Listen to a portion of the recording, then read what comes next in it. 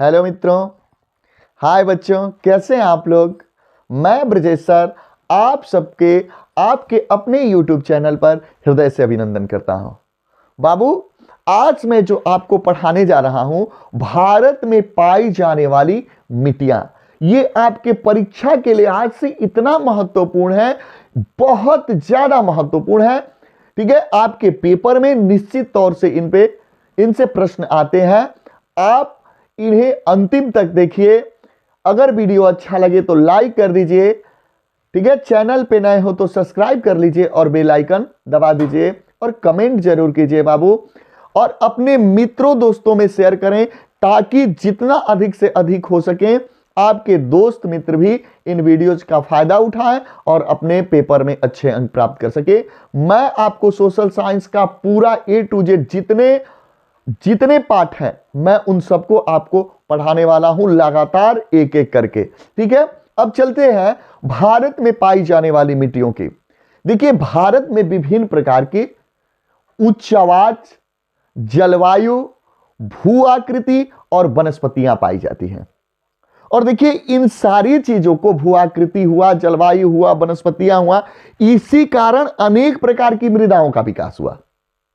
इस कारण अनेक मृदाओं का विकास हुआ। आप नोट भी कर लीजिए कि भारत में विभिन्न प्रकार के उच्चावच, जलवायु, भू आकृतियां और वनस्पतियां पाई जाती हैं। इसी कारण अनेक मृदाओं का यहां विकास हुआ, इसी कारण अनेक मिट्टियों का यहां विकास हुआ। अब देखो, जैसे मिट्टी आई तो सबसे पहले हम बहुत ज्यादा जानते हैं जलोढ़ मिट्टी। ये इतनी बार पूछा जा चुका है, बहुत ज्यादा क्या है? जलोढ़ मिट्टी। जलोढ़ मिट्टी, देखते हैं जलोढ़ मिट्टी के बारे में क्या कह रहा है जलोढ़ मिट्टी। ठीक है, देखिए, भारत की लगभग संपूर्ण उत्तरी मैदान में, कहां? भारत के लगभग संपूर्ण उत्तरी मैदान में जलोढ़ मिट्टी है। कहां? देखो, हम लिख रहे हैं भारत के लगभग संपूर्ण उत्तरी मैदान में। कहां? उत्तरी मैदान। ठीक है, भारत का संपूर्ण उत्तरी मैदान जलोढ़ मिट्टी का बना है। किस मिट्टी का बना है? जलोढ़ मिट्टी का बना है। क्लियर रहेगा? भारत का संपूर्ण उत्तरी मैदान, लगभग संपूर्ण। देखो, ये हिमालय के 3 नदी तंत्र, कहां? हिमालय के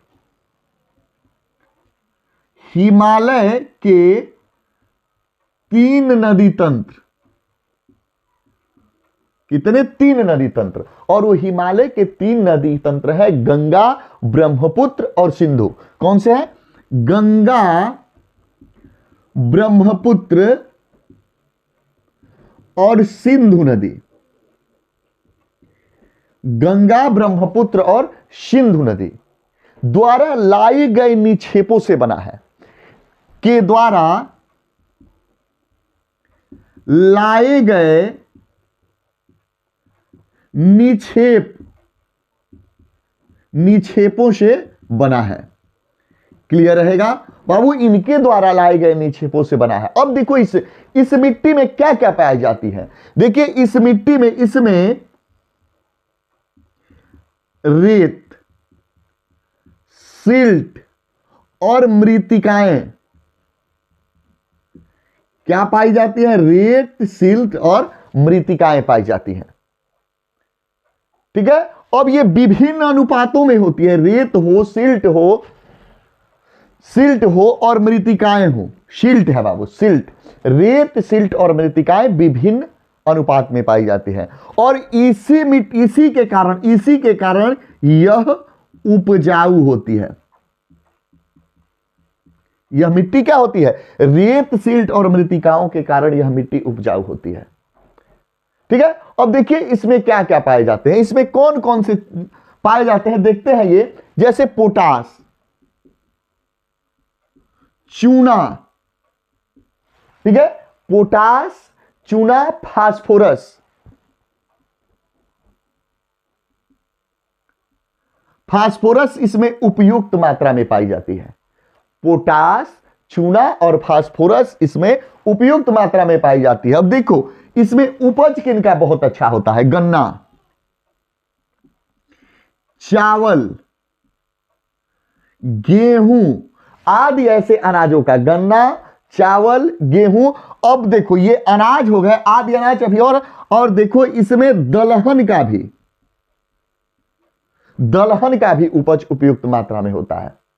क्लियर हो गया आप लोग? अब देखिए इनसे बहुत जितने क्वेश्चन आपके पेपर्स में आने वाले हैं मैंने सभी क्वेश्चन को लिख दिया है। अच्छा देखो, जलोढ़ मिट्टी कहां पाई जाती है? भारत के लगभग संपूर्ण उत्तरी मैदान में, है ना। अब देखो ये किन नदी तंत्रों से बना है? कितने नदी तंत्रों से बना है? हिमालय के 3 नदी तंत्र। वो कौन कौन से है? गंगा, ब्रह्मपुत्र और सिंधु। ठीक है। अब ये निक्षेपों से इसका बना है। ये 3 नदी तंत्र जो निक्षेप लाते हैं उन्हीं से बना है। अब देखिए इसमें किसकी मात्रा पाई जाती है? रेत, सिल्ट और मृत्तिकाएं। अब बताओ जलोढ़ मिट्टी किसके कारण उपजाऊ होती है? तो रेत, सिल्ट और मृत्तिकाओं के कारण यह क्या होती है? उपजाऊ होती है। क्लियर हो गया? अब देखिए इसमें कौन कौन से, ठीक है, खाद पाए जाते हैं? तो देखो पोटास, जैसे रासायनिक खाद, पोटास, चूना और फास्फोरस। क्लियर हो गया? ये किन किन फसल के लिए उपयुक्त होती है? गन्ना, चावल, गेहूं आदि अनाज के लिए और तथा दलहन के लिए भी यह उपयुक्त होती है। क्लियर? एक बार देखिए डिस्क्रिप्टिव टाइप से हम इसको पढ़ते हैं। देखिए जलोढ़ मिट्टी, भारत के लगभग संपूर्ण उत्तरी मैदान जलोढ़ मिट्टी का बना है। इसका निर्माण हिमालय के 3 नदी तंत्र गंगा, ब्रह्मपुत्र, सिंधु के द्वारा लाए गए निक्षेपों से हुआ है, चाहे बना है।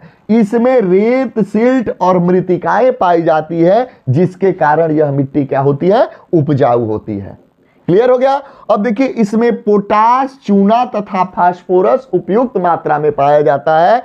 यह मिट्टी गन्ना, चावल, गेहूं तथा दलहन आदि के लिए उपयुक्त होती है। क्लियर हो गया? आई होप आप लोग बहुत अच्छे से इन्हें समझे होंगे। स्क्रीनशॉट ले लीजिए। चलिए अब हम अगले ओर चलते हैं, अगली मिट्टी का अध्ययन करें। देखिए अब मिट्टी जो आती है, अगली जो मिट्टी हम पढ़ने जा रहे हैं ये काली मिट्टी है। कौन सी मिट्टी है बाबू? काली मिट्टी। अब देखिए काली मिट्टी क्या है।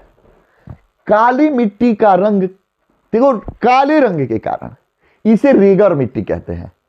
रंग काला होता है इसका, इसलिए इसे कौन सा मिट्टी कहते हैं? रेगर। कई बार पूछ चुका है कि काली मिट्टी को रेगर मिट्टी क्यों कहते हैं? तो इसका रंग काले होने के कारण रेगर मिट्टी कहते हैं। ठीक है। कपास के लिए यह मिट्टी उपयुक्त होता है। अरे ये कई बार पूछा है कपास वाला प्रश्न। ठीक है। देखो ये लिखते हैं काले रंग के कारण। किस रंग के कारण? काले रंग के कारण इसे क्या कहते हैं? रेगर कहते हैं। रेगर मिट्टी। क्लियर हुआ? यह मिट्टी कपास के लिए उपयुक्त होती है। किसके लिए? कपास के लिए। कपास किस मिट्टी के लिए उपयुक्त होता है? यह क्या है? काली मिट्टी में इसकी उपज बहुत शानदार होती है। देखिए ये क्या है ना। अब देखो इसका जो भाग देखो, दक्कन के पठार में, यह दक्कन के पठार में, कहां लिखे हमने? दक्कन के पठार के क्षेत्र के उत्तर पश्चिम भाग, पठार के क्षेत्र के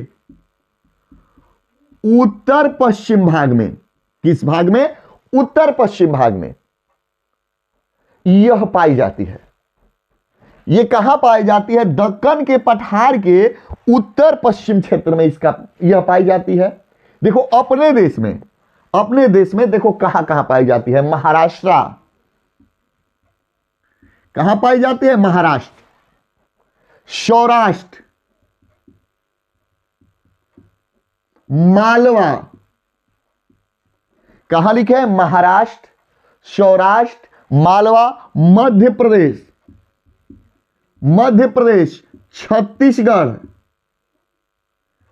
छत्तीसगढ़, ठीक है, मध्य प्रदेश, छत्तीसगढ़ आदि के पठारी भागों में, आदि के पठारी क्षेत्र में, ठीक है, महाराष्ट्र, सौराष्ट्र, मालवा, मध्य प्रदेश, छत्तीसगढ़ आदि के पठारी क्षेत्र में यह पाई जाती है।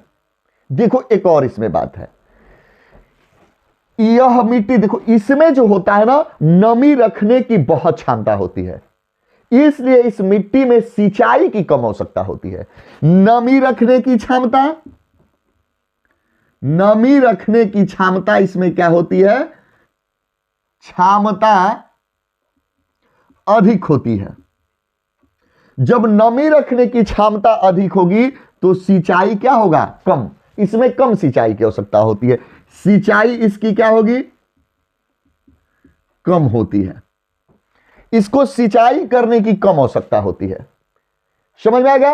अब देखिए इसमें पाए जाने वाले, इसमें क्या क्या, इस मिट्टी में कौन कौन से चीज पाए जाते हैं, कैल्शियम, क्या पाया जाता है, उपयुक्त मात्रा में कैल्शियम होता है, क्या है, calcium, carbonate, carbonate, calcium carbonate, magnesium, potash, चूना, ये आदि क्या होते हैं, उपयुक्त मात्रा में पाए जाते हैं। आपको बताई है कि इसमें सिंचाई की क्या होती है, कम आवश्यकता होती है।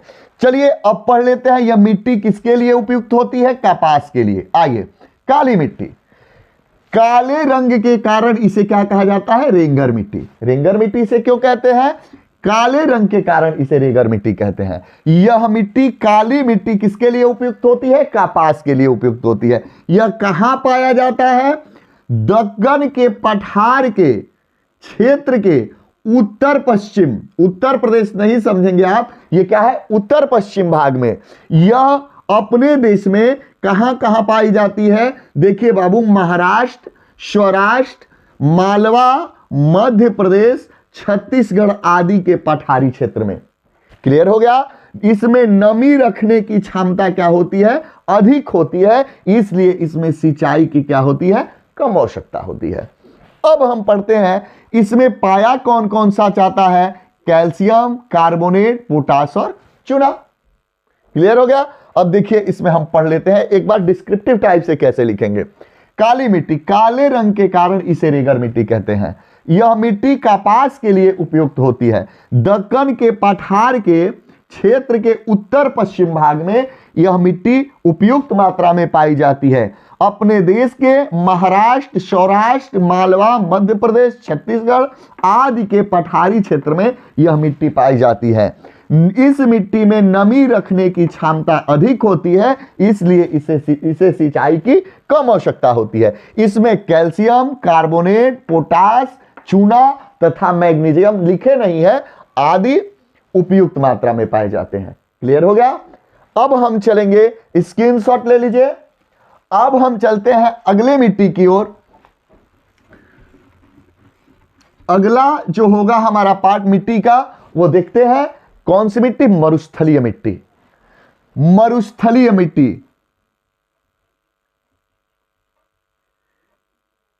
क्या लिखे है, मरुस्थलीय मिट्टी। बाबू मरुस्थलीय मिट्टी, इसको जानते हैं। देखो लाल भूरे रंग की यह मिट्टी होती है और आमतौर पर यह रेतीली और लवणीय होती है। इसका रंग कैसा होता है, लाल भूरा, ये लाल भूरे रंग की होती है ना। ये कैसा रंग होता है, इनका रंग लाल भूरा होता है। क्लियर हो गया। अब देखिए आमतौर पर यह मिट्टी कैसी होती है, रेतीली, रेतीली और लवणीय। यह मिट्टी कैसी होती है, रेतीली और लवणीय। अब देखो शुष्क जलवायु और उच्च तापमान में, देखो शुष्क जलवायु, शुष्क जलवायु और उच्च तापमान के कारण इसका जो वाष्पन दर होता है, मतलब मिट्टी से वाष्प निकलने के जो दर होता है बहुत अधिक होता है। ठीक है, इस उच्च तापमान के कारण वाष्पन दर अधिक होता है। वाष्पन दर क्या होता है? अधिक होता है। ठीक है, इसमें ह्यूमस और नमी, ह्यूमस और नमी क्या होती है? कम पाई जाती है। कितनी? कम मात्रा में पाई जाती है। यह पश्चिमी राजस्थान, कहां पाया जाता है? पश्चिमी राजस्थान में यह मिट्टी पाई जाती है। पश्चिमी, अब देखो इसको जैसे है ना, आप बना सकते हो, जैसे कृषि योग्य बन सकता है, लेकिन इसमें नमी कम होती है, ह्यूमस की मात्रा कम होती है, तो अच्छी तरह इसे सिंचित करके और कृषि योग्य बनाया जा सकता है। लिख लेते हैं इसको। इस मिट्टी को, इस मृदा को अच्छी तरह सिंचित करके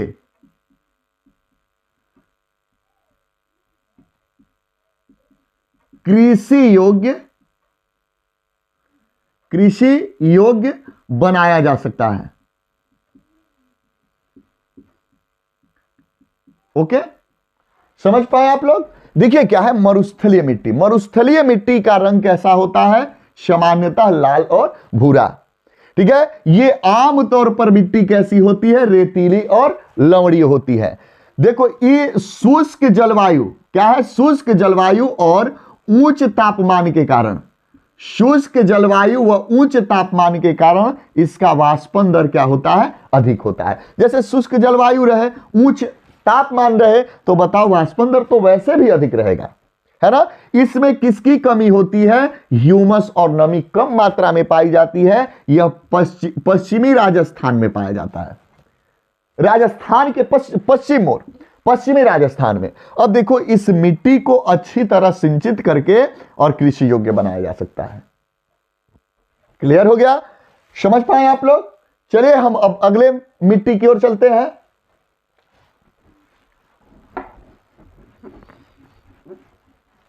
आइए अब देखते हैं कौन सी मिट्टी है? वन मृदा। वन मिट्टी कौन सी मिट्टी है? वन मिट्टी। देखिए क्या है वन मिट्टी। वन मिट्टी क्या है? पर्वतीय क्षेत्र जहां पर्याप्त वर्षा होती है ना, ठीक है, और पर्वतीय क्षेत्र जहां पर्याप्त रूप में वर्षा होती है, वही इन मिट्टी का गठन पर्वतीय पर्यावरण के अनुसार बदलाव के कारण होता है। देखो वहां पर्वतों में जो होता है ना, बदलाव लगातार होता रहता है, और इसी के कारण इस मिट्टी का, ठीक है, इस मिट्टी का जो होता है निर्माण होता है ना। हम लिखते हैं वन मृदा, पर्वतीय क्षेत्र। कहां बाबू? पर्वतीय क्षेत्र। क्या लिखे? पर्वतीय क्षेत्र, है ना, जहां पर्याप्त वर्षा होती है, पर्याप्त वर्षा होती है। अब देखो इन पर्याप्त वर्षा के कारण, ठीक है, इन मिट्टी का गठन पर्वतीय पर्यावरण के अनुसार होता है। पर्याप्त वर्षा के कारण इस मिट्टी का गठन, इस मिट्टी का गठन, इस मिट्टी का गठन किसके अनुसार होता है बताओ? अभी बताया है पर्वतीय पर्यावरण के अनुसार, पर्वतीय पर्यावरण के अनुसार। क्लियर हो गया? पर्वतीय पर्यावरण के अनुसार इसमें बदलाव आता रहता है। ठीक है, अब देखो ये नदी घाटियों में, ये नदी घाटियों में इनका हम कह रहे हैं कि नदी घाटियों में, है ना, नदी घाटियों में यह दोमट सिल्टदार क्या होती है? दोमट और क्या? सिल्टदार। ये नदी घाटी में आकर कैसी बन जाती है? दोमट और क्या बन जाती है? सिल्टदार। परंतु ऊपरी ढालों पर, मतलब पर्वत के ऊपरी ढालों पर, है ना, पर्वत के ऊपरी ढालों पर मोटे कण वाली हो जाती है। क्या लिखे हैं?